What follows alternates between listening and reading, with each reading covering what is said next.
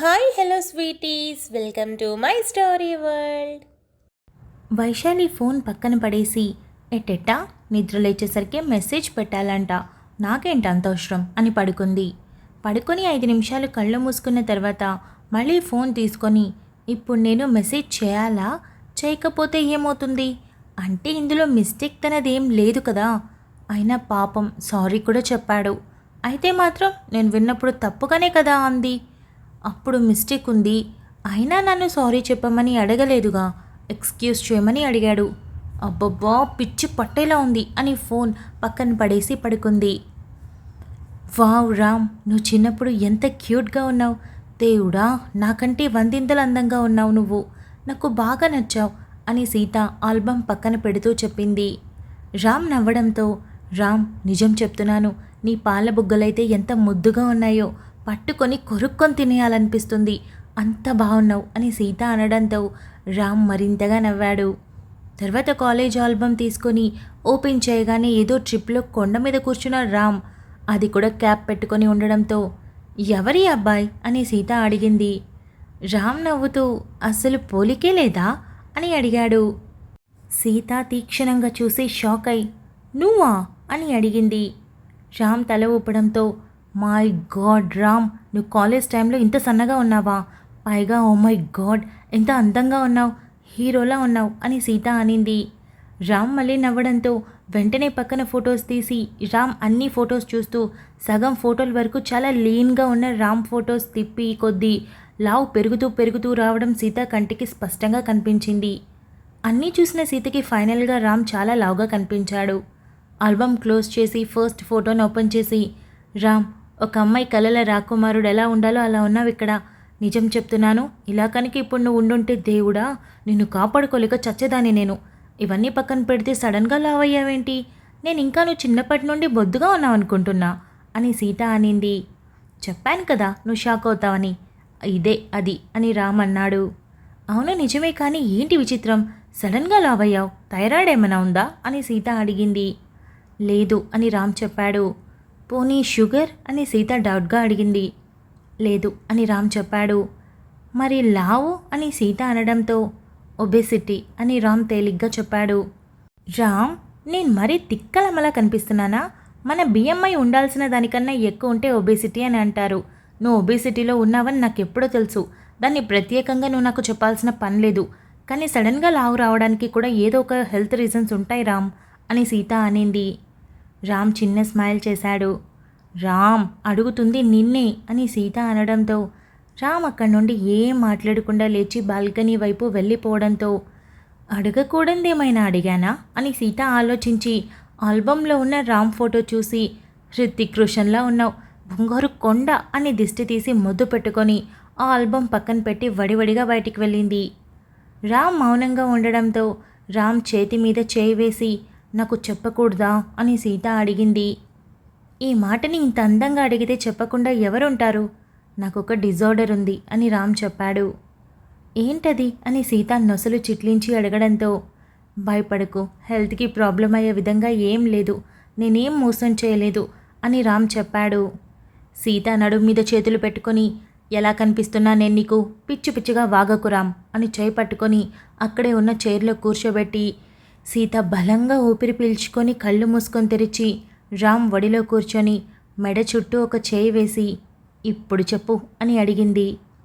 Ram shock అయి సీత వైపు అలానే చూస్తూ ఉండడంతో మరో చేతిని రామ్ చెంప మీద వేసి, ఏంటలా చూస్తున్నావు, నాకిలా కూర్చునే రైట్ లేదంటావా అని అడిగింది. రామ్ చిన్న స్మైల్ చేయడంతో సీత కూడా నవ్వుతూ, ఇప్పుడు చెప్పు ఏంటా డిజార్డర్ అని అడిగింది. బింజీ ఈటింగ్ సిండ్రోమ్ అంటారు, అంటే అవసరానికి మించిన ఆకలి, కడుపు పట్టినంత తిన్నా కూడా ఇంకా ఆకలి అనిపిస్తుంది, అలా తింటూనే ఉండాలనిపిస్తుంది, తినకుండా ఉండాలి అంటే మనసు ఒప్పుకోదు, ఉండలేను, మనశ్శాంతిగా అస్సలు ఉండలేను, ఏదో ఒకటి తింటూనే ఉండాలి, టైం ఉండదు, పాడు ఉండదు, రాత్రిపూట మెలకు వచ్చిందంటే ఆ టైంలో కూడా తినాలి అనిపిస్తుంది, హెవీ క్రేవింగ్స్ ఉంటాయి, ఇదొక ఈటింగ్ డిజార్డర్, అందుకే నా క్రేవింగ్స్ని కంట్రోల్ చేసుకోవడానికి నేను ఐస్ క్రీమ్ని ఎక్కువగా ప్రిఫర్ చేస్తాను, పైగా అది మొదలుపెట్టినా ఆపలేను, కానీ వేరే ఆలోచనలు రాకుండా ఉండడానికి ఐస్ క్రీమ్తో కంట్రోల్ చేసుకుంటాను అని రామ్ చెప్పాడు. దీనికి ట్రీట్మెంట్ ఏం లేదా? చెప్తుంటే నువ్వు చాలా సింపుల్గా ఉంది, కానీ అనుభవించే వాళ్ళకి ఇది కొంచెం కష్టమైన పనే కదా అని సీత అనింది. ట్రీట్మెంట్ ఉంది, నేను తీసుకున్నాను కూడా. అందులో టైం మేనేజ్మెంట్ అలవాటు చేస్తారు. అంటే నార్మల్గా 3 పూట్ల తినేలా, ఒకవేళ తినాలి అనిపించినా తినకుండా ఉండేలా ట్రీట్మెంట్ ఇస్తారు. బట్ అది వర్కౌట్ అవ్వలేదు. నాకే కాదు, చాలామందికి అవ్వదు కూడా అని రామ్ చెప్పాడు. ఇలా సడన్గా ఎందుకని అని సీత అడిగింది. స్ట్రెస్, డిప్రెషన్ వల్ల వస్తుంది అని రామ్ చెప్పాడు. అదే, ఆ స్ట్రెస్, డిప్రెషన్ నీకెందుకు వచ్చింది? ఇంత శాంతంగా ఉంటావు అని సీత అడిగింది. రామ్ ఆ మాటకి మౌనంగా ఉండిపోయాడు.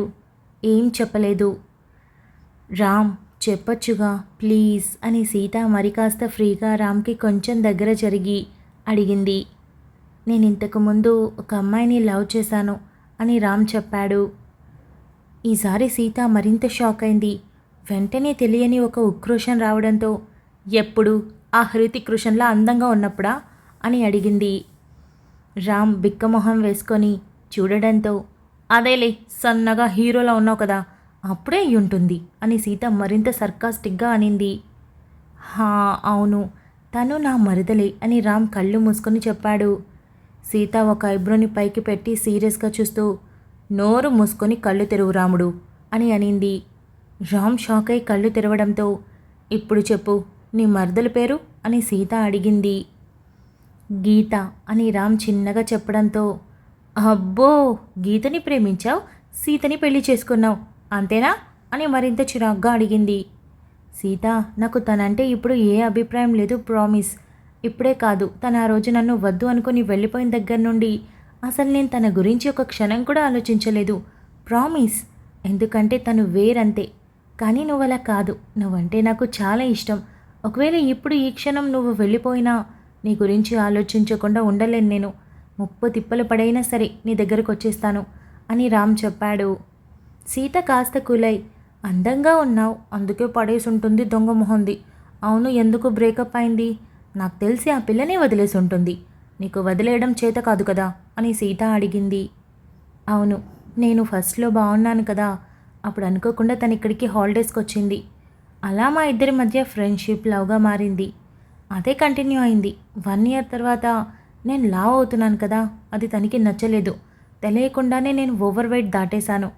అప్పటికే అది తనకి అసలు నచ్చక బ్రేకప్ చెప్పింది అని రామ్ చెప్పాడు. ఓహో, ఆమెకి హీరో కావాలంటనా? నువ్వు కాస్త లావ్ అవ్వగానే బొద్దుగా ఉన్న హీరో అక్కర్లేదని వెళ్ళిపోయిందా అని సీత అడిగింది. రామ్ తల ఊపడంతో, మరదలు అంటున్నావు, మరి పెళ్ళికి రాలేదు అని సీత అడిగింది. ఏమో తెలియదు, అత్తయ్య వాళ్ళైతే వచ్చారు. కానీ నేను గీత లవ్ చేసుకున్న విషయం అప్పట్లో నా కాలేజ్ ఫ్రెండ్స్కి, వైషుకి తప్ప ఎవరికీ తెలీదు. ఒకవేళ తెలుసుంటే అమ్మకి తెలిసి ఉండొచ్చు, కానీ నన్నెప్పుడూ తన గురించి అడగలేదు, నేను చెప్పలేదు అని రామ్ చెప్పాడు. ఒకవేళ ఇప్పుడు నువ్వు సన్నగా అయితే ఆ పిల్ల తిరిగొస్తుందా అని సీత అడగడంతో రామ్ విచిత్రంగా చూస్తూ, వస్తే అని అడిగాడు. అదేలే చిన్న అనుమానం, నువ్వు మాత్రం ఎవరి వైపు చూడకు, ముందు చెప్తున్నా అని సీత అనడంతో రామ్కి చెయ్యి వణుకుతున్నా, వెయ్యాలా వద్దా అని ఆలోచిస్తూ సీత నడుం చుట్టూ చేతులు వేసి పట్టుకొని, నేనెక్కడికి వెళ్ళను, నీతోనే ఉంటాను అని అన్నాడు. సీత నవ్వుతూ తన తలతో రామ్ తలని ఢీకొట్టి, ఓహో అలాగా, మరి తను వెళ్ళిపోయిన తర్వాత అసలు ఆలోచించలేదన్నావు, మరి స్ట్రెస్, డిప్రెషన్ ఎక్కడి నుండి వచ్చాయి బుజ్జి అని అడిగింది. అంటే కొన్నాళ్ళు బాధ ఉంటుంది కదా, కేవలం నా అందం చూసి లవ్ చేసిన అమ్మాయి నాకెందుకు చెప్పు, అదే ఫీల్ అయ్యాను. కానీ లోపల తెలియని స్ట్రెస్, డిప్రెషన్ పెరిగిపోయాయి. ఆ టైంలోనే ఫుడీ అయ్యాను. ఆల్రెడీ నాకు ఆ ప్రాబ్లం గీతతో లవ్లో ఉన్నప్పుడే వచ్చింది, కానీ తెలియలేదు. ఓవర్ వెయిట్కి అయితే వచ్చాను. ఎప్పుడైతే తను వెళ్ళిపోయిందో అది నాకు ఒక డిజార్డర్గా మారిపోయింది. చాలా ఎక్కువైపోయింది. ఇప్పుడు కూడా ఫ్రిడ్జ్లో ఎప్పుడు ఐస్ క్రీమ్ ఉంటుంది. నేను ప్రతిరోజు నైట్ తింటాను. నేను తినకుండా ఉన్నది కేవలం రాత్రి మాత్రమే. అది కూడా నీతో మాటల్లో ఉండి అసలు ఫుడ్ మీదకి ధ్యాస పోలేదు. అలా మాట్లాడుతూ నిద్రపోయేసరికి ఇంకా మెలకువ రాలేదు అని రామ్ చెప్పాడు. అది కాదు రామ్, ఇదంతా పక్కన పెట్టేస్తే ట్రీట్మెంట్ లేకుండా ఒక జబ్బు ఉంటుందా అని సీత అడిగింది. ఉంది కదా, కొందరికి ఆ ట్రీట్మెంట్ వర్కౌట్ అవుతుందేమో తెలియదు, నాకైతే సెట్ కాలేదు అని రామ్ చెప్పాడు. సీత ఆలోచిస్తూ ఉండడంతో, నేనిలా ఉండడం నీకు నచ్చలేదా అని రామ్ అడిగాడు. సీత కళ్ళను మాత్రమే రామ్ వైపు తిప్పి, ఏం మాట్లాడుతున్నావు నువ్వు? నువ్వు నచ్చకుండా ఇంత దగ్గరగా వస్తానా? నువ్వు నా భర్తవి. నువ్వు నాకు నచ్చకపోతే ఎవరికి నచ్చుతావు? జస్ట్ నీ ఫొటోస్ చూశాను కదా, చాలా హ్యూజ్ డిఫరెన్స్ ఉంది రామ్. అందుకే అసలు విషయం ఏంటో కనుక్కుందామని అడిగాను. అయినా నువ్వెలా ఉన్నా నాకు ఇష్టమే. కాకపోతే హెల్త్ ప్రాబ్లమ్స్ రాకుండా ఉండాలి. అంటే నువ్వు కాస్త వెయిట్ తగ్గితే బెటర్ అనిపిస్తోంది. ఇట్స్ ఓకే, మెల్లగా ట్రై చేద్దాంలే, ఇప్పుడేం కాదు అని సీత నవ్వింది. రామ్ చిన్న స్మైల్ చేసి మరి కాస్త అడ్జస్ట్ అవుతూ సీతని పట్టుకోవడంతో రామ్ చేతివేలు నడుం మీద తగలగానే సీత కాస్తంత బిగుసుకుంది. ఏమైంది అని రామ్ కాస్త అమాయకంగా అడగడంతో సీత రామ్ వైపు చూసి నవ్వి, రామ్ నువ్వు భలే దొంగ పిల్లోడివి అని తన భుజం మీద వాలి సిగ్గుని దాచేసింది. ఒక అర నిమిషంకి తనని నార్మల్ చేసుకొని భుజం మీద నుండి తల పైకెత్తి రామ్ అని ఒక ఐబ్రో పైకెత్తి షార్ప్గా చూస్తూ, గీతతో ఏమైనా అడ్వాన్స్ అయ్యావా అని అడిగింది. రామ్కి ఆ మాటకి సీత వైపు చూడ్డంతో, హలో నేను నీ భార్యని, ఆ మాత్రం జలసి ఉంటుంది. పైగా అప్పుడు హీరోలా ఉన్నావు కదా, ఏదో చేసే ఉంటావు, చెప్పు చెప్పు అని సీత అడిగింది. రూపం మారింది కానీ బుద్ధి మారలేదు. నేను అప్పుడు ఇలానే ఉన్నాను, ఇప్పుడు ఇలానే ఉన్నాను అని రామ్ చెప్పాడు. నేను నమ్మను, నిజం చెప్పు. ఎలా అయినా అప్పుడు కాస్త కాన్ఫిడెన్స్ ఎక్కువే ఉంటుంటుందిగా. పైగా 1 ఇయర్లో అంటే ఏమో, ఆ 1 ఇయర్లో ఎన్ని హగ్గులో ఎన్ని ముద్దులో అని సీత రాగం తీసింది. రామ్ నవ్వుతూ, అప్పుడు హీరో అంటే నేను ఇప్పుడు బాలేనా అని అన్నాడు. అప్పుడు బక్కగా ఉన్న హృతిక్ రోషన్, ఇప్పుడు బొద్దుగా ఉన్న హృతిక్ రోషన్. ఏం మారలేదు, అందంగా ఉన్నావు. కానీ ముందు అసలు మ్యాటర్ చెప్పమ్మా అని సీత అడిగింది. అంటే నేనెప్పుడు తనని హక్ చేసుకోలేదు, కానీ తను మాత్రం హక్ చేసుకునేది అని రామ్ చెప్పాడు. అబ్బా, తెలివితేటలు ప్రదర్శిస్తున్నావా రాముడు అని సీత అడిగింది. రామ్ చిన్న స్మైల్ చేయడంతో, అది నేను హక్ చేసుకుంటే ఏంటి, నువ్వు చేసుకుంటే ఏంటి, ఏదైనా ఒకటే కదా. సరే సరే, ముద్దుల కౌంట్ చెప్పు అని సీత అడిగింది. అదైతే అస్సలు లేదు. గీత నా బుగ్గ మీద ముద్దు పెట్టేది, కానీ నేనిప్పుడు తనని కిస్ చేయలేదు, ప్రామిస్ అని రామ్ నిజాయితీగా చెప్పాడు. నువ్వు పెట్టకపోతే ఏంటి, అది పెట్టిందిగా. ఇంకేమైనా జరిగాయా? మరదలు అంటున్నావు, ఇంట్లోనే ఉంది అంటున్నావు, నీ బెడ్రూమ్లోకి రావడం వగైరా వగైరా ఏమైనా జరిగాయా అని సీత అడిగింది. రూమ్లోకి వచ్చేది అంతేకాని ఇంకేం జరగలేదు అని రామ్ చెప్పాడు. అడిగిన వాటికి నర్సరీ క్లాస్ పిల్లాడిలా అన్నీ చెప్తూ ఉంటే సీతకి లోపల నవ్వొస్తున్నా కంట్రోల్ చేసుకొని, మరి నీ బెడ్ మీద కూర్చుందా లేదా పడుకుందా అని సీత అడిగింది. అంటే కూర్చుంది పడుకుంది, కానీ నేనున్నప్పుడు కాదు. నేను వర్క్ చేసుకునేటప్పుడు లేదా చదువుకునేటప్పుడు అలాంటప్పుడు తను పడుకొని నాతో మాట్లాడేది అంతే. అయినా నేను బెడ్ కూడా మార్చేశాను, ఇది కొత్తది అని రామ్ చెప్పాడు. విషయం ఇక్కడ బెడ్దో బెడ్షీటుదో కాదు, అమ్మాయిది. లవ్ చేసేటప్పుడు ఏ అబ్బాయి సైలెంట్గా ఉండలేడు. నేను బాబుని చూశాను కదా, ఎన్నిసార్లు నన్ను ముట్టుకోవడానికి ట్రై చేసేవాడు. నేను కాబట్టి చాలా గట్టిదాన్ని కాబట్టి జాగ్రత్తగా ఉన్నాను. కానీ ఇక్కడ గీత అడ్వాన్స్ కదా, నువ్వేమైనా ఇంకా అడ్వాన్స్ అయ్యావేమోనని నా అనుమానం. అయినా నువ్వు నాకు మొగుడు కదా, నాకే దక్కాలి కదా, అందుకే ఈ నారాలు తీస్తున్నా. మళ్ళీ అనుమానం అనుకుంటే నేనేం చేయలేనబ్బా, నాది జస్ట్ ప్రేమ అని అర్థం చేసుకుంటే బెటర్ అని సీత అనింది. రామ్ నవ్వుతూనే, నిజంగానే తను నన్ను అప్పుడప్పుడు హక్ చేసుకునేది, బుగ్గ మీద కిస్ కూడా చేసేది. అంతకుమించి ఇంకేం జరగలేదు. నా బుద్ధి ఇప్పుడు ఇంతే, అప్పుడు అంతే. తను అడ్వాన్స్ అవ్వాలి అనుకున్నా నేను అంత దూరం వెళ్ళేవాడిని కాదు. ఇక తర్వాత మెల్లమెల్లగా మా ఇద్దరి మధ్య కొంచెం కొంచెం దూరం వచ్చింది. తను నన్ను అవాయిడ్ చేయడం మొదలుపెట్టింది. ఎందుకు అని అడుగుతూ ఉంటే ఫ్రెండ్స్తో తిరుగుతున్నాను లేదా ఇంకేదో ఏదో చెప్పేది. ఫోన్ ఎందుకు చేయలేదు అంటే బిజీగా ఉన్నాను అని చెప్పేది. ఇక నీకు బ్రేకప్ టైంలో సిచ్యువేషన్ ఎలా ఉంటుందో తెలుసు కదా, అదే జరిగింది.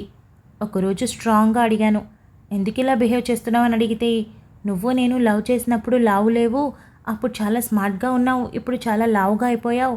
నేను నా ఫ్రెండ్స్కి పరిచయం చేయాలంటే చాలా ప్రెస్టేజ్గా ఉంటుంది, ఎందుకంటే నా ఫ్రెండ్స్ బాయ్ ఫ్రెండ్స్ అంతా చాలా అందంగా ఉంటారు. ఇప్పుడు నువ్వు చాలా లావ్ అయ్యావు, కావాలంటే నువ్వు ఒక 5-6 నెలల్లో తగ్గి ముందులాగా అయితే అప్పుడు తప్పకుండా నేను నిన్ను కన్సిడర్ చేస్తాను అని చెప్పింది. కేవలం నా అవుటర్ లుక్ చూసిన అమ్మాయిని నేనెలా ఒప్పుకుంటాను? ఆ 5-6 నెలల తర్వాత నేను కోరుకుంటే అంతకంటే మంచి వాళ్ళు దొరకరా?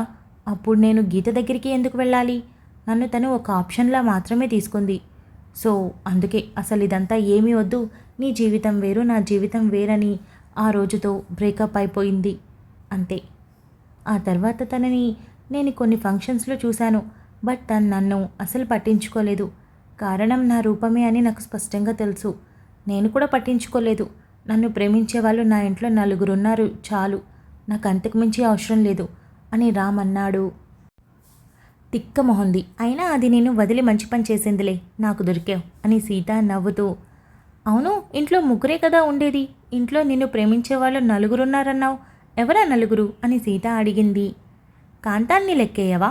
కాంతం కూడా నన్ను చాలా బాగా చూస్తుంది, ఎంత బాగా మాట్లాడుతుందో, చాలా మంచిది అని రామ్ అనడంతో, ఓహో అలా చెప్పావా అని సీత నవ్వుతూ, ఇప్పుడు నిన్ను ప్రేమించే వాళ్ళు 4 కాదు 5 అయ్యారు అని సీత అనింది. రామ్ నవ్వి, సీత నిన్ను నేను ఒక ముద్దు పెట్టుకోనా, అంటే ఇక్కడ బుగ్గ మీద అని అడిగాడు. Thank you so much for listening guys. Update నచ్చినట్టయితే లైక్ చేయండి, షేర్ చేయండి, కమెంట్ చేయండి, అలానే సబ్స్క్రైబ్ చేసుకోండి. వచ్చేసాను ముచ్చట్లకి. ఈ అప్డేట్ ఎలా అనిపించిందో కమెంట్ చేయండి. మొత్తానికి రామ్కి ఉన్న డిజార్డర్ని బయట పెట్టారు. అండ్ ఇది చాలా మందిలో ఉండే డిజార్డర్ అండి. మనలో ఏంటంటే మనల్ని మనం సెల్ఫ్ కంట్రోల్ చేసుకుంటాం.